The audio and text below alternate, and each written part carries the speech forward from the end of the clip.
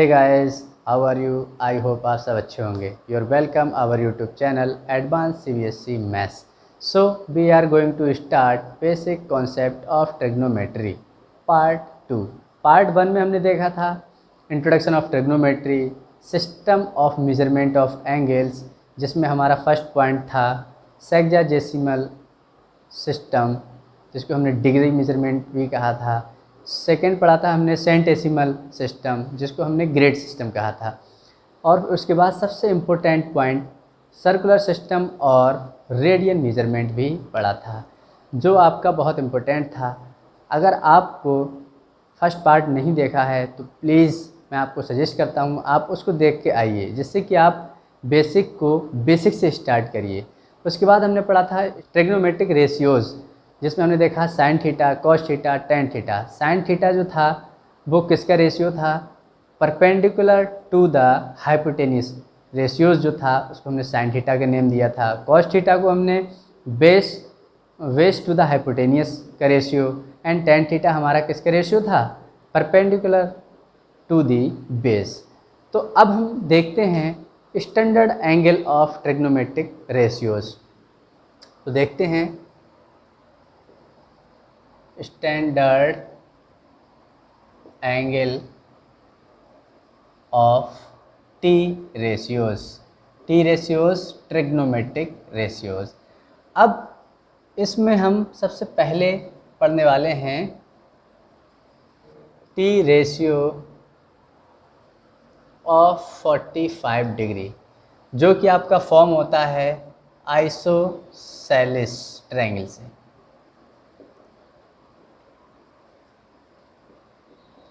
Isosceles triangle के बारे में आप सब लोग बहुत अच्छे से जानते हैं।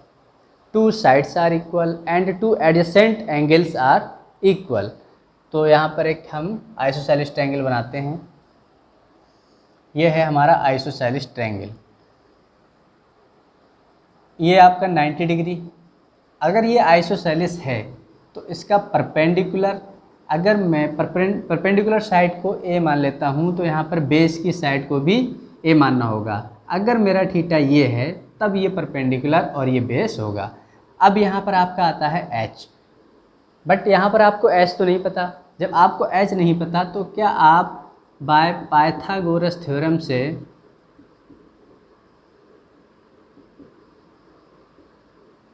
निकाल सकते हैं? देखते हैं। H square equals to perpendicular का स्क्वायर प्लस बेस का स्क्वायर, और परपेंडिकुलर आपका कितना है? ए का स्क्वायर प्लस बेस कितना है आपका? वो भी ए का square. Means H square equals to 2a square. But आपको वैल्यू चाहिए है एच की। यहाँ पर ए स्क्वायर रूट से बाहर आ जाएगा बट 2 नहीं।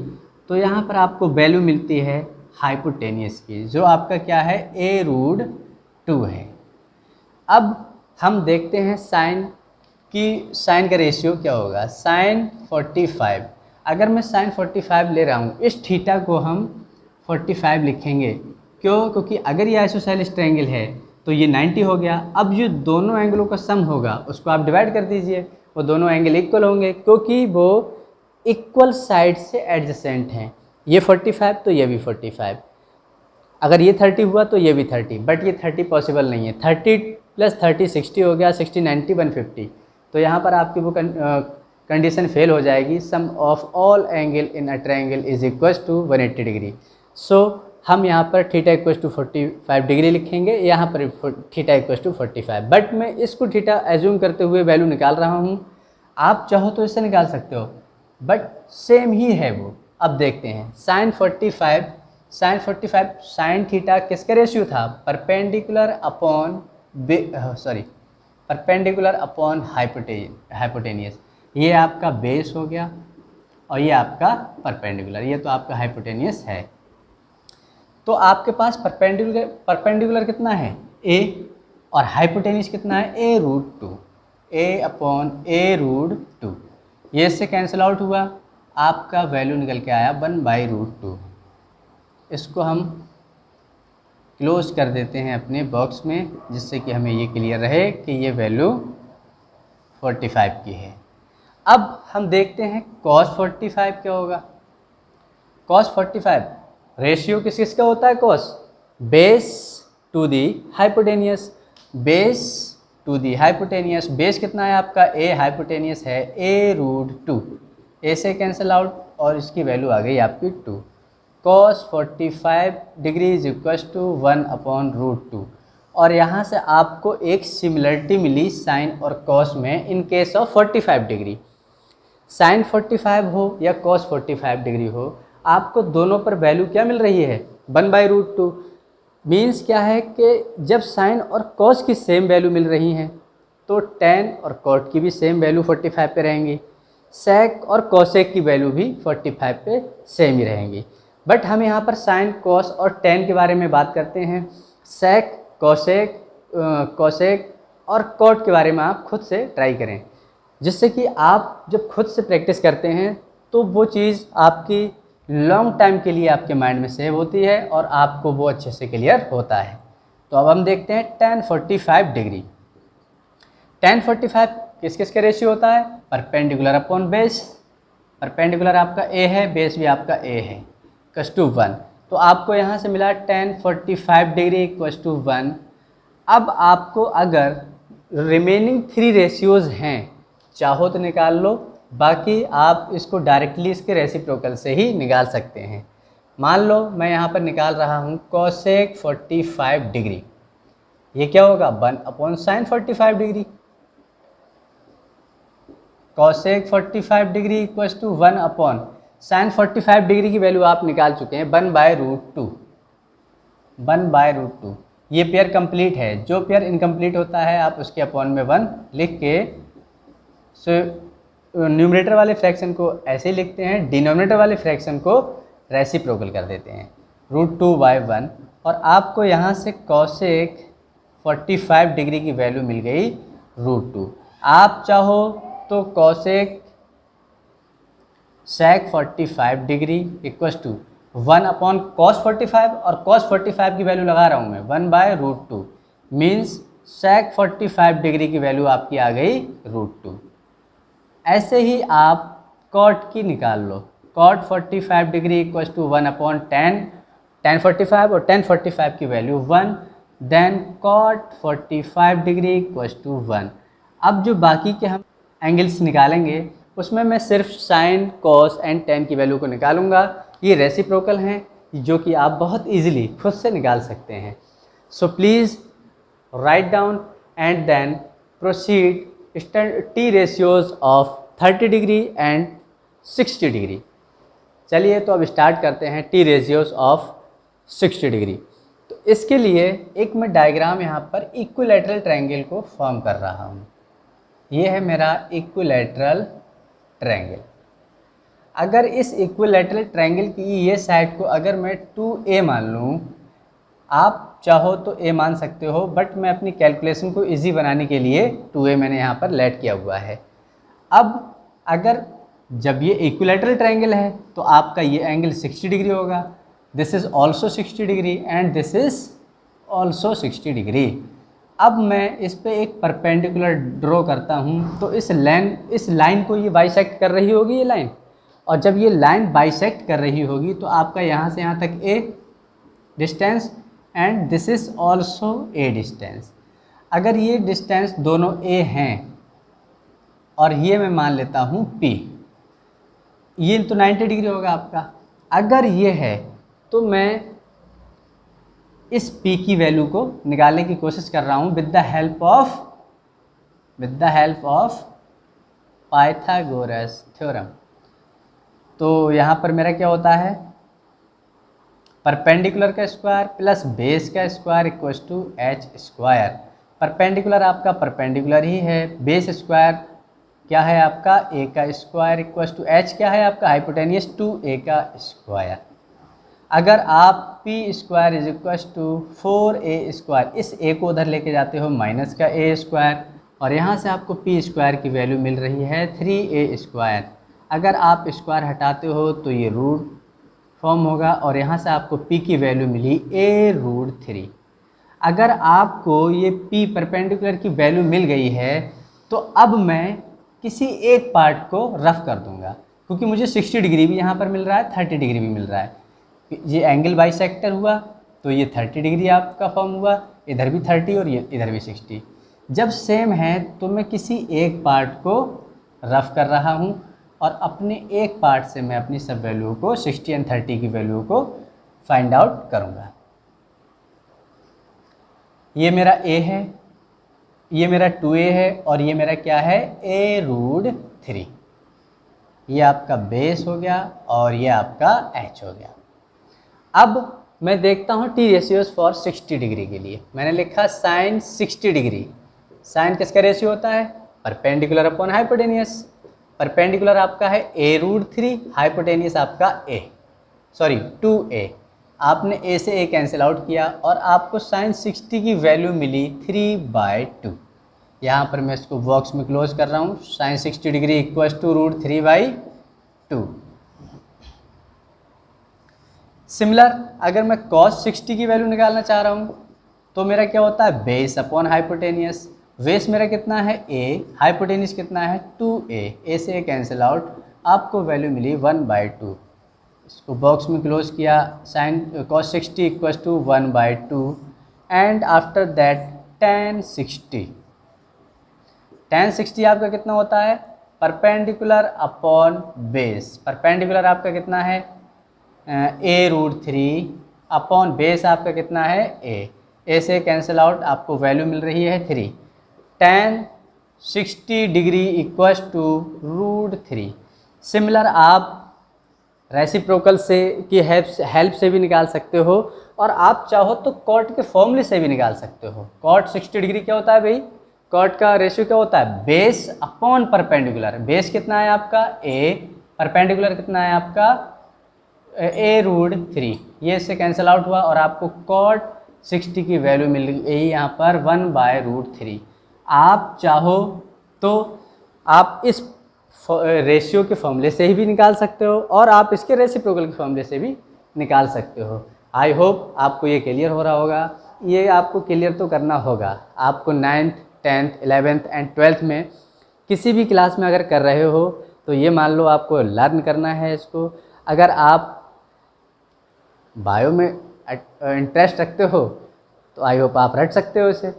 बट अगर बायो में इंटरेस्ट नहीं है या नहीं है, फ़िलहाल तो आपको रटना है, या फिर आप अगर डेरिवेशन पे ज़्यादा फोकस करते हो तो आप इसको डेरिवेशन टाइप में करके देखो, ज़्यादा बेटर होगा। वैसे बायो वालों के लिए तो मैथ्स मैं इस पर कुछ कमेंट नहीं करूँगा। So please write down then be proceed 30 degree. So start करते हैं। T ratio of 30 degree. Bio वालों को ज़्यादा नोटिस नहीं करना है भाई। 10th में तो बायो वालों को भी मैथ्स पढ़ना है, इसलिए please do not mind for this is a learning part. But आपको एक्सेप्ट तो करना होगा कि बायो वाले ज़्यादा रटते हैं। तो देखते हैं बेटा 30 डिग्री। यहाँ पर हमारा 60 था, यहाँ पर हमारा 30 डिग्री है। अब जब मैं इसके लिए प्रॉपर बात कर रहा हूँ तो क्या मैं इसको रफ कर दूँ? और अगर ये मेरा 30 डिग्री है तो इसके सामने मेरा क्या हो गया? परपेंडिकुलर। जो 30 डिग्री के सामने वाली साइड होगी वही परपेंडिकुलर होता है। मींस एंगल के सामने वाले साइड जो है वो परपेंडिकुलर है। एंगल से लगी हुई साइड आपका ऑलवेज बेस होगा और सबसे बड़ी जो साइड है वो आपका हाइपोटेनियस होगा। मीन्स हाइपोटेनियस आपका चेंज नहीं हुआ, यहाँ पर परपेंडिकुलर और बेस आपका चेंज हुआ। चलिए तो अब देखते हैं साइन 30। साइन 30 आपका परपेंडिकुलर अपॉन हाइपोटेनियस। परपेंडिकुलर इस बार आपका a है, हाइपोटेनियस आपका कितना है 2a। अगर ये 2a है तो आप a से a को कैंसिल आउट करिए a/2 और आपको साइन 30 की वैल्यू मिली 1/2। अब आप cos 30 निकाल लो। बेस अपॉन हाइपोटेनियस, बेस आपका है a√3 अपॉन 2a। a से कैंसिल आउट, आपको वैल्यू मिल गई √3/2 और आप यहाँ से क्या लिखेंगे? cos 30 degree equals to √3/2। अब हम देखते हैं last tan 30 degree. Equals to perpendicular upon base equals to perpendicular कितना है आपका a अपॉन बेस कितना है 2a, a से कैंसिल आउट और 10 की सॉरी बेस आपका 2a नहीं a√3 है, a से कैंसिल आउट और 30 डिग्री आपको यहाँ से मिल गया 1/3√3। सिमिलर आप सेक कॉट सेक कॉसेक की वैल्यू निकाल लेंगे। तो ये रहा आपका 30 डिग्री के लिए आपके स्टैंडर्ड एंगल्स। ये एंगल आपको बहुत ही कंपलसरी है याद करना। ये मान लो आपको 9th के क्वेश्चंस जो मिलेंगे उसमें भी बहुत से क्वेश्चंस ऐसे होंगे जो इसकी डायरेक्ट वैल्यू लगाओ और आंसर मिल जाएगा आपको। 10th में भी 11th में भी कुछ क्वेश्चंस आपको मिलेंगे, 12th में भी। बट सभी क्लास के लिए इतना कंपलसरी है ये कि आप बिलीव नहीं कर सकते। सो प्लीज़ इस पे आप थोड़ा सा कंसंट्रेट कीजिए और इसको लर्न कर लीजिए, ठीक है। बाकी तो मैं ट्रिक बता रहा हूँ इसकी और उसमें पूरा मैंने ड्राइव भी बता दिया। आप अगर ड्राइव करते हुए चलते हो तो आपको कभी गलती नहीं होगी और आप बहुत अच्छे से कर सकते हो। So please write down then we proceed 90 degree and 0 degree of the standard angle in T ratios. चलिए तो अब देखते हैं टी रेशियोज़ ऑफ 0 डिग्री। मान लो इसको थोड़ा सा आपको समझना है, ये ओल्ड डेफिनेशन है जिसके अकॉर्डिंग आपको थोड़ा सा समझना है। अदरवाइज़ मैं आपको एक new definition of T ratios भी बताऊंगा जिससे आप बहुत ही क्लियरली एवरी वैल्यू को निकाल सकते हो। 0 डिग्री और 90 डिग्री भी आप इजीली समझ पाओगे। मे बी आपको यहाँ थोड़ा कन्फ्यूज़न हो, but this is a old and old is always gold. So please मान लो मेरे पास ये एक ट्रायंगल था, राइट एंगल ट्रायंगल, और ये मैंने थीटा डिग्री मान लिया। इसके जो सामने जो मेरा परपेंडिकुलर होगा और इससे लगा हुआ बेस एंड ये हाइपोटेनियस। मान लो इस एंगल को मैं अगर थोड़ा कम कर दूं, परपेंडिकुलर जो हाइट ये जो परपेंडिकुलर की साइड की जो डिस्टेंस है, हाइट है, क्या वो कम होगी? अभी तक आपका ये टोटल था, टोटल डिस्टेंस थी, बट अब ये कितनी यहाँ तक रह गई। अगर मान लो नेक्स्ट स्टेप में इसे और कम कर दूँ, मेरा एंगल कम हो रहा है, परपेंडिकुलर कम हो रहा है, मैंने और कम किया, ये तो आपका 90 ही है। अगर मैं इसी लाइन को अगेन इससे ओवरलैप कर दूं तो यहाँ पर जो मेरा एंगल होगा, ये लाइन हमारी क्या हो गई? ओवरलैप हो गई। तो क्या मैं कह सकता हूँ यहाँ पर जो बनने वाला एंगल होगा, जो यहाँ पर एंगल मेरा बन रहा होगा वो 0 डिग्री होगा। हाँ, अगर ये 0 डिग्री है यहाँ पर तो मेरा परपेंडिकुलर, अरे भाई परपेंडिकुलर इसको ओवरलैप हुई, यानी कि परपेंडिकुलर डिस्टेंस आपकी ख़त्म हो गई। क्या मैं कह सकता हूँ इसका परपेंडिकुलर है वो 0 होगा। बेस अगर मेरा ये ए था तो हाइपोटेनियस जो ये था ए, ये कुछ भी था, ये कम होता गया आपका, ये भी कम होता गया और यहाँ तक आते आते इसका जो हाइपोटेनियस है वो भी क्या हो चुका है? ए ही हो चुका है। यहाँ पर बेटा आपको सिर्फ एज्यूमिंग करनी है, बट न्यू डेफिनेशन में आप इसको बहुत अच्छे से क्लियर हो जाएगा आपको। तो अब ये थीटा जो मेरा 0 डिग्री आया, क्या अब मैं लिख सकता हूँ sine 0 degree equals to perpendicular upon hypotenuse. Perpendicular तो मेरा 0 हो चुका है, हाइपोटेनियस कितना? वही बेस के इक्वल हो गया, मीन्स ए 0। और यहाँ से मुझे पता लगा कि sine 0 degree equals to 0 and cos 0 degree is equals to base upon hypotenuse. आप देख पा रहे हो इसका बेस भी ए है और हाइपोटेनियस भी ए है, means cos 0 degree equals to 1 and then tan 0 degree. और देखते हैं परपेंडिकुलर अपॉन बेस। परपेंडिकुलर बेटा 0 हो चुका है, बेस आपका a है, मीन्स tan 0 भी आपका क्या आया? 0 आया। तो ये रहे आपके ये रहा आपका T ratios of 0 degree. So please write down and then we proceed T ratios of 90 degree. इसमें फिर वही डायग्राम मैं बना रहा हूँ यहाँ पर। ये बना मेरा एक ट्रायंगल, जिसको इस बार मुझे जो थीटा है, मीन्स ये मैंने थीटा माना हुआ है, इस थीटा को 90 डिग्री बना देना है। तो 90 डिग्री बनाने के लिए मैं क्या करूँगा? इस बार में इसके हाइपोटेनियस को कम कर दूँगा, थीटा इंक्रीज़ हुआ, और अगर मैं इसको कम कर दूँगा और थीटा इंक्रीज़ हो गया, एटलीस्ट आप इसी पर ओवरलैप करा दो। अगर इसी पर करा दिया तो ये आपका 90 पहले से था और ये भी 90 हुआ। इस बार आपका परपेंडिकुलर मान लीजिए ए है और हाइपोटेनियस कुछ भी था वो डिक्रीज होता गया और इससे ओवरलैप हो गया, तो आपका जो हाइपोटेनियस है वो भी कितना हो गया ए, और आपका परपेंडिकुलर कितना हो गया ए, बट आपका बेस जो हुआ वो 0 हो चुका है। तो अब देखते हैं sine 90 equals to perpendicular upon hypotenuse. Perpendicular आपका ए है, हाइपोटेनियस अगेन ए, साइन 90 की वैल्यू आपकी आ गई 1।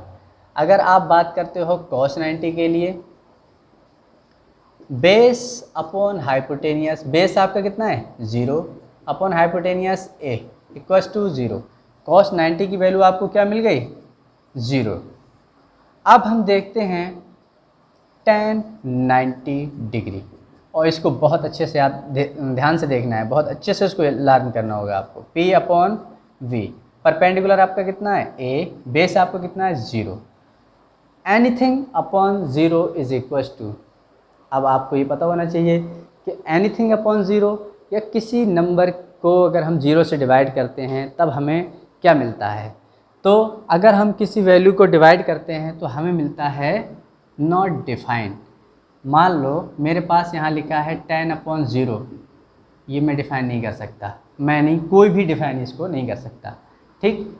अब मान लो यहाँ पर आपका 1 करोड़ जो भी लिखा है अगर 0 से डिवाइड कर दोगे नॉट डिफाइंड। मान लो यहाँ पर अगर आपने वर्ल्ड को भी 0 से डिवाइड कर दिया तो वो आपका नॉट डिफाइंड। अब बेटा इससे बड़ा कोई एग्जांपल मैं नहीं ले सकता, सॉरी, क्योंकि वर्ड तो कंप्लीट हो गया। अगर कंप्लीट वर्ड को भी आप 0 से डिवाइड करोगे, this is a not possible and this give a not defined value. तो अब मैं क्या यहाँ पर बोल सकता हूँ tan 90 degree is equals to not defined, और ऐसे ही आप इसके रेसिप्रोकल्स को देख लेंगे। रेसिप्रोकल्स, अब आपके यहाँ पर standard angle of T ratios complete होते हैं। अब हम फॉर्म करते हैं अपनी एक टेबल को। तो आइए अब देखते हैं table of standard angle of T ratios.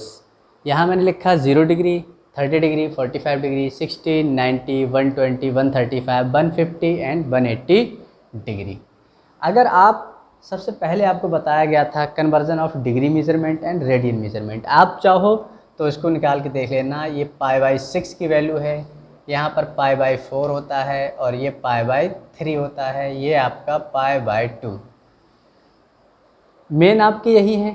ऐसे ही आप 120 डिग्री का आप रेडियन मेजरमेंट निकाल लो, इसके निकाल लो, इसके निकाल लो, ये आपका पाई होता है। आप ये सब खुद से निकाल के देख लेना।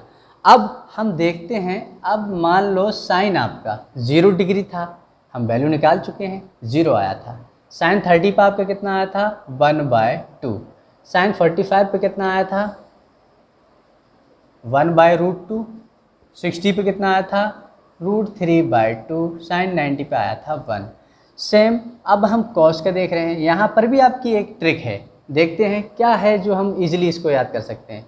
कॉस 0 डिग्री पे 1 था, यहाँ 30 पे √3/2 था, 45 पे दोनों इक्वल ही थे, और tan कॉट भी इक्वल होंगे, sec cosec भी इक्वल होंगे। cos 60 पे 1/2, cos 90 पे 0 होता है। अब थोड़ा सा आप यहाँ लॉजिक लगाइए, साइन 0 पर 0, cos 90 पर 0,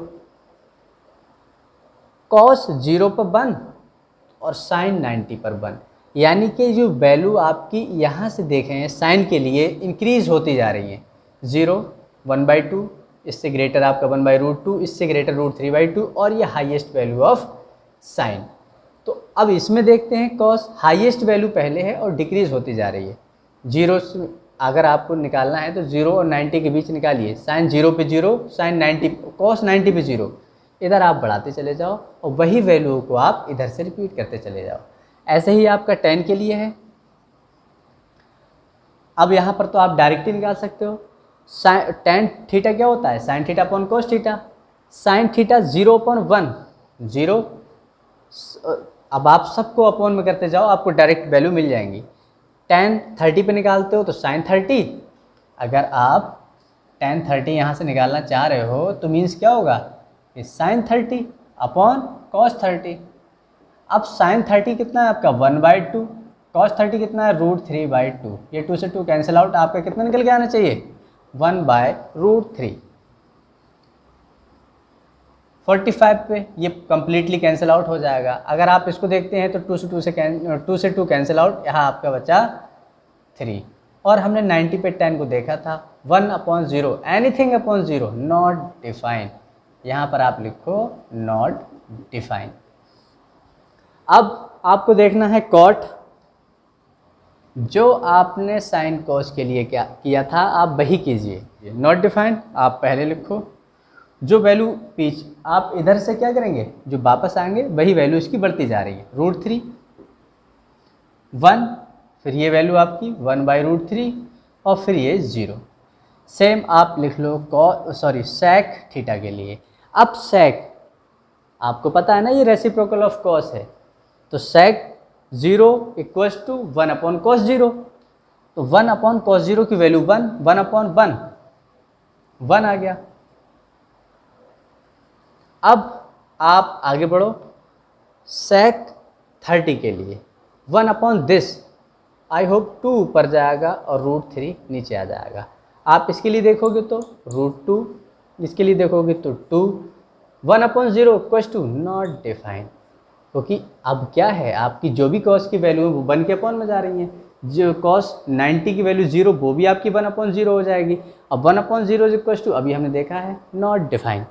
अब आप कॉसेक के लिए जो आपने साइन कॉस में किया tan कॉट में किया वही आप कीजिए। सबसे पहले नॉट डिफाइन, फिर सेकेंड लास्ट 2 यहाँ लिखो, थर्ड लास्ट √2 सेम, फिर आप इस वैल्यू को और आगे और इस वैल्यू को आगे। तो ये है आपकी ट्रिक। अगर आप साइन और जहाँ तक मेरा मानना है, अगर आप साइन और कॉस सिर्फ 2 वैल्यू सिर्फ साइन की याद कर लें तो आप कॉस की ईजिली बना सकते हैं, और जब साइन कॉस मिला आप tan की ईजिली बना सकते हैं टेबल को, और tan मिल जाए तो आपको कॉट और फिर 1/cos कर देंगे सेक की वैल्यू मिल जाएंगी, 1/cos साइन कर देंगे आपको कॉसेक की वैल्यू मिल जाएंगी। तो ये वो वैल्यू हैं जो आपको लर्न करनी है। बट आप कुछ एक्स्ट्रा पढ़ना चाहते हैं, कुछ और अच्छा करना चाहते हैं तो आप इसको देख लीजिए, ये भी बहुत ईजी है। जब मैं आपको साइन का graph, sine cos tan cot sec cosec का ग्राफ पढ़ाऊँगा तब आप बहुत अच्छे से समझ पाओगे। यहाँ पर आपको बस मैं इतना हिंट्स दूंगा कि जैसे जैसे साइन की वैल्यू 0 to 90 इंक्रीज़ होती है और 90 से 180 पर इसकी वैल्यू डिक्रीज़ होने लगती है। इसका पूरा एक कर्व होगा जो आप देखेंगे। तो अभी तो फिलहाल आप इतना याद रखो, 1 के बाद ये रिप्लेस वैल्यू होने लगती है √3/2, फिर 1/√2, देन 1/2, देन 0। ऐसे ही आप कॉस के लिए कर लो, बट आपको याद रखना होगा कि 0 to 90 आपका कॉस पॉजिटिव होता है और 90 to 180 डिग्री जो कॉस होता है वो आपका निगेटिव होता है। मोस्टली बच्चे जानते होंगे। आखिर सेकेंड क्वाड्रेंट में, फर्स्ट क्वाड्रेंट में आपका ऑल पॉजिटिव होता है, सेकेंड क्वाड्रेंट में आपका सिर्फ साइन पॉजिटिव, थर्ड में आपका सिर्फ tan पॉजिटिव, एंड फोर्थ में आपका सिर्फ और सिर्फ कॉस पॉजिटिव होता है। 3 ही रेशियोज़ हैं, तीनों अपने आप में 1 क्वाड्रेंट को कवर किए हुए हैं। फर्स्ट वाला क्वाड्रेंट आपका ऑल पॉजिटिव होता है। तो अब ये क्यों होता है इसको भी मैं बेटा बहुत अच्छे से बताऊंगा, आप थोड़ा सा वेट करिए। ये new definition of T ratios में मैं आपको क्लियर करूँगा। मीन्स इसका जस्ट नेक्स्ट टॉपिक आपका यही होगा कि आखिर फर्स्ट क्वाड्रेंट में सभी पॉजिटिव क्यों हैं, सेकेंड में आपका सिर्फ साइन पॉजिटिव क्यों है, थर्ड में आपका tan एंड फोर्थ में आपका कॉस पॉजिटिव क्यों है। So please write down, then we proceed next topic trigonometric identities, जिसको हम बोल देते हैं फंडामेंटल आइडेंटिटीज़। सॉरी, आप ये तो नहीं सोच रहे कि मैंने इसको कंप्लीट क्यों नहीं किया, आप इसको कंप्लीट कर सकते हैं। सेकेंड क्वाड्रेंट में आपका कॉस जो है, यहाँ पर जो भी वैल्यू कॉस की होंगी वो सब नेगेटिव के साथ होंगी, tan की वैल्यू भी नेगेटिव सब होंगी, कॉट की वैल्यू नेगेटिव होंगी सब। जो भी होगा जैसे मैंने इसमें अरेंजमेंट किया है आप वैसे ही अरेंजमेंट इसमें भी करो, बस साइन में लगा दे रहा हूँ। सेक में भी सब ये नेगेटिव होंगे, बट बेटा क्या कॉसेक की सब वैल्यू भी नेगेटिव होंगी? नहीं होंगी। अरे भाई कॉसेक है क्या? कॉसेक है 1/sin। जब साइन नेगेटिव होगा तभी तो कॉस नेगेटिव होगा। जब से यहाँ पर साइन आपका पॉजिटिव है तो कॉसेक भी पॉजिटिव ही होगा। अगर आपका कॉस पॉजिटिव है तो आपका सेक भी पॉजिटिव होगा। थर्ड क्वाड्रेंट में आपका साइन कॉस दोनों नेगेटिव हो जाएंगे, तो आपका सेक और कॉसेक भी नेगेटिव होगा, और सिर्फ थर्ड क्वाड्रेंट में आपका टेन और कॉट ही पॉजिटिव होगा। So please write down and then we proceed. Next topic trigonometric identities, means हम कह सकते हैं फंडामेंटल आइडेंटिटीज़। चलिए तो अब स्टार्ट करते हैं ट्रिग्नोमेट्रिक आइडेंटिटीज़, या फिर हम इसे कह सकते हैं फंडामेंटल आइडेंटिटीज़। तो अब सबसे पहले मैं स्टार्ट करता हूँ अपने एक राइट एंगल ट्रायंगल से, और इस राइट एंगल ट्रायंगल में मान लो ये मेरा थीटा है, तो ये आपका परपेंडिकुलर, ये आपका बेस एंड ये आपका हाइपोटेनियस। राइट एंगल ट्रायंगल है तो ये आपका 90 डिग्री होगा। तो क्या आपको पता है पाइथागोरस थ्योरम क्या होती है? पाइथागोरस थ्योरम अगर पता है तो आप बताइए। h² = p² + b²। ये मेरी पाइथागोरस ने एक थ्योरम दी जो राइट एंगल ट्रायंगल के लिए एप्लीकेबल है। अब मान लो इसको मैं इसी में बेटा ऑपरेशन लगा के 3 आइडेंटिटीज़ निकाल सकते हैं हम। बच्चे ये सब लोग जानते हैं कि ट्रिग्नोमेट्री में बहुत फॉर्मूला है, बट मेरा मानना है कि ट्रिग्नोमेट्री में ऐसा कोई भी फॉर्मूला नहीं जो हर बार में अपने आप को चेंज करता हो। मान लो इसी में तुम्हारा ट्रिग्नोमेट्रिक आइडेंटिटीज़ में सिर्फ 3 फॉर्मूले हैं, उन 3 फॉर्मूले से 9 फॉर्मूले बन जाते हैं। बट क्या आपको अगर एक फॉर्मूला पता है तो उसको आप कैलकुलेट नहीं कर सकते, कैलकुलेशन नहीं कर सकते? हाँ, हम कैलकुलेशन करना जानते हैं, क्योंकि हम बहुत अच्छे से पढ़ के आए हैं कि अगर हमारा लेफ़्ट हैंड में 2x + 3 = 5 लिखा है, मान लो यहाँ पर एक एग्जांपल 2x + 3 = 6 लिखा है, तो क्या हम नहीं जानते 2x = 6, ये प्लस वाला उधर जाके माइनस का हो जाएगा। और इसके बाद क्या हम ये नहीं जानते कि 3 और ये मल्टीप्लायर वाला जो है उधर जाके 2 हो जाएगा। हाँ, जब ये कैलकुलेशन हम करना जानते हैं तो अब हमारा सिमिलर यही है। अगर आप ये चीज़ जानते हैं तो बहुत अच्छे से इसको कर लोगे। आई होप आप सब जानते ही होगे, क्योंकि आप 9th 10th या फिर 11th 12th में ही होगे जो इसे आप रीड कर रहे हो। तो देखते हैं, मान लो यहाँ पर मैंने डिवाइड कर दिया h² on both side. h² / h² = p² / h² / b² h²। अगर मैं, ये तो मेरा 1 आ गया, p/h का अगर मैं होल स्क्वायर कर दूं या फिर b/h का होल स्क्वायर कर दूं, 1 = p/h। क्या आप मुझे बता सकते हो ये किसका रेशियो था? वो कौन था जिसका रेशियो p/h था, मीन्स परपेंडिकुलर अपॉन हाइपोटेनियस था? वो हमारा साइन थीटा था। तो क्या मैं इसको साइन थीटा लिख सकता हूँ? स्क्वायर है, लगा दो। b/h क्या था आपका? कौन सा बेटा ट्रिग्नोमेट्रिक रेशियो था जो बेस टू दी हाइपोटेनियस के साथ था? वो कॉस था, कॉस थीटा स्क्वायर। तो यहाँ पर आपका क्या हो गया अभी? Sine square theta plus cos square theta = 1। यहाँ पर एक बहुत इम्पोर्टेंट बात मैं बताना आप लोगों को भूल गया हूँ, सो प्लीज़ आप देख लो। अगर आपका कहीं लिखा हुआ है साइन थीटा का होल क्यूब, तो कभी भी आप इसको साइन क्यूब थीटा लिखेंगे, ना कि आप इसे साइन थीटा का क्यूब लिखेंगे। ये एक्सेप्टेबल नहीं होगा। आप साइन का क्यूब कीजिए, थीटा का नहीं। आपको साइन थीटा का होल क्यूब है, आप साइन क्यूब थीटा लिखिए, आप ऐसे नहीं लिख सकते। सो प्लीज़ आप इसका ध्यान रखें। तो इसी के बेस ये था साइन थीटा, मैंने लिखा sine square theta plus cos square theta = 1। ये अकेला फॉर्मूला ऐसा है जो आपको 3 फॉर्मूले देगा। देखो, अगर मैं सिर्फ साइन स्क्वायर थीटा को यहीं रखूँ, इस कॉस को उधर लेके जाऊँ, 1 - कॉस स्क्वायर थीटा, ये मेरी सेकेंड आइडेंटिटी हो गई और ये मेरा सेकेंड फॉर्मूला हो गया। अब इसी से मान लो इस बार मुझे साइन स्क्वायर थीटा नहीं ले आना है, यही नहीं रखना है, मैं इस बार कॉस को यहीं छोड़ना चाह रहा हूँ। मैंने कॉज स्क्वायर थीटा को यहीं छोड़ दिया 1, तो इस साइन स्क्वायर थीटा को उधर लेके गया तो ये माइनस का हो गया और ये हुआ आपका साइन स्क्वायर थीटा। बेटा ये एक ही फॉर्मूला आपको 3 फॉर्मूले दे रहा है। बच्चे डरने लगते हैं कि अरे सर इसमें फॉर्मूला बहुत है, बट सोचिए एक ही फॉर्मूला को आप क्या कैलकुलेट नहीं कर सकते, कैलकुलेशन नहीं कर सकते। अगर आप कर सकते हैं तो आपके लिए ये 3 फॉर्मूले नहीं है, आपके लिए सिर्फ एक फॉर्मूला है। So please write down then we proceed next identity.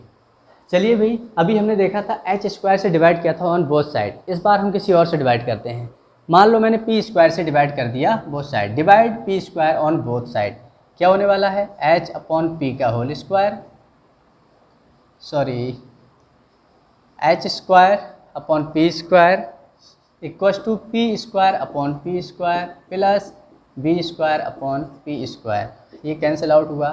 H upon P किसका रेशियो है ये आप ही लोग बताओगे, अब मैं नहीं बताऊंगा। बी अपॉन पी का होल स्क्वायर। तो बेटा हाइपोटेनियस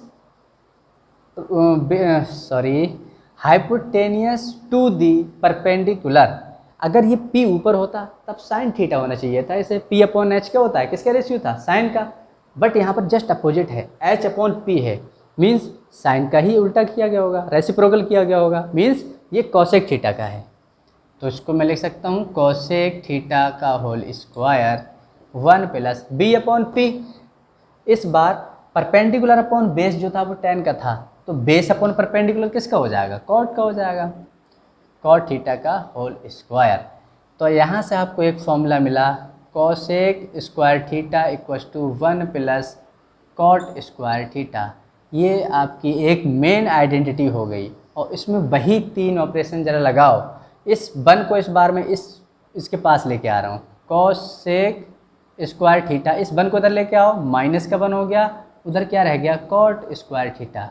ये भी आपकी एक आइडेंटिटी हो गई।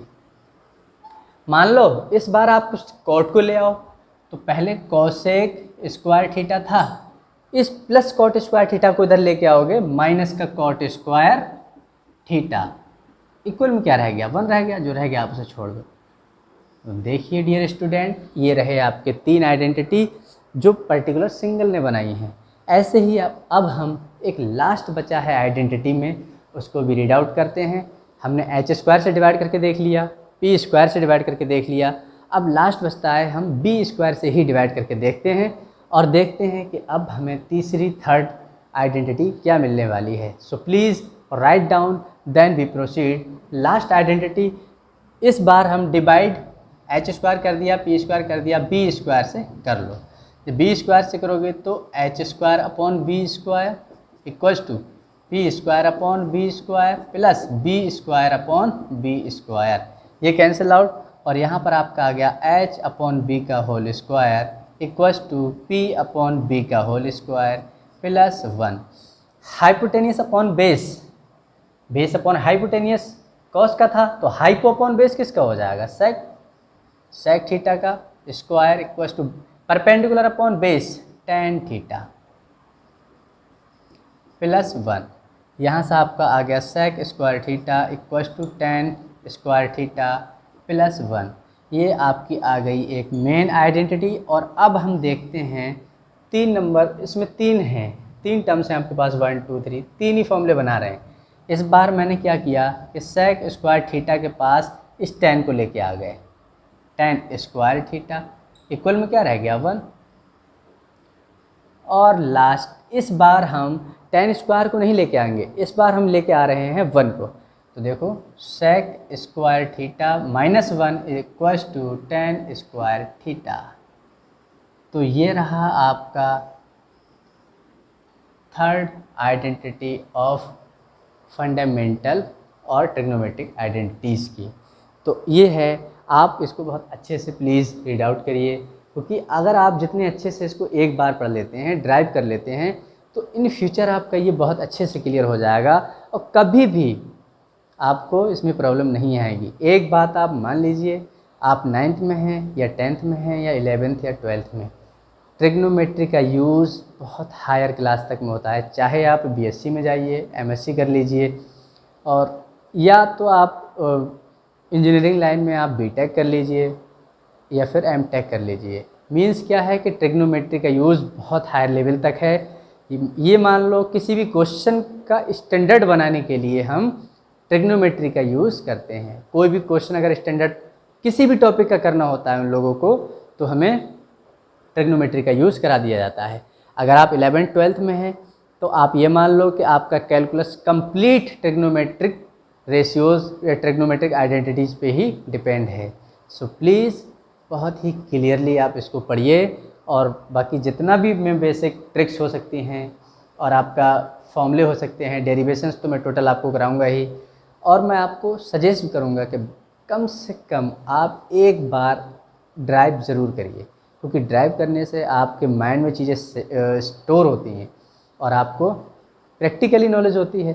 आप जानते ही हैं प्रैक्टिकल नॉलेज, जो आप एक बार प्रैक्टिकल कर लेते हैं वो बहुत लॉन्ग टाइम तक आपके माइंड में सेव होता है। प्लीज़ बेटा थोड़ा तो बायो वालों के तरह आपको सोचना होगा, मीन्स आपको याद भी करना होगा, और ड्राइव कर रहे हैं तो आपको ड्राइव भी करना होगा इन फिजिक्स वालों की तरह। If you likes our video so please don't forget to subscribe it. Thanks for watching. मिलते हैं basic concept of trigonometric part 3 में, और कोशिश करूँगा इस पार्ट 3 में मैं इसको कम्प्लीटली आपको एक्सप्लेन कर दूँ। Thanks for watching.